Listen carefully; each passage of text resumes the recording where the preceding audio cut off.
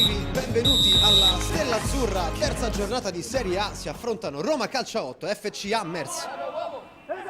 Roma Calcio a 8 in avanti con Giancarlo, il pallone dentro, poi Minniti da due passi trova il gol dell'1-0. La Roma Calcio a 8 GSA con Minniti.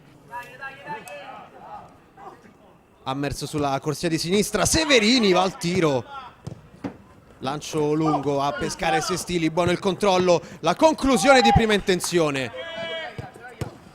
Brutto pallone perso, riparte la Roma Calcio a 8, Sestili fa fuori l'avversario, conclude col mancino, il gol del 2-0 della Roma Calcio a 8 GSA. Del Progetto batte subito a cercare Mellaro che va al destro dalla lunga distanza, che sorprende l'estremo difensore giallorosso, accorcia le distanze l'FC Hammers. Pallone sulla destra, ancora un recupero, Sestili va al pallonetto da centrocampo. Limite dell'area, Peleggi per Del Progetto, mette dentro il pallone Meschini, pallone rimpallato, poi arriva Peleggi subito. Latini per Mellaro, conclusione di Mellaro dalla lunghissima distanza, trova il gol del 2-2 l'FC Hammers con il proprio numero 10 Mellaro.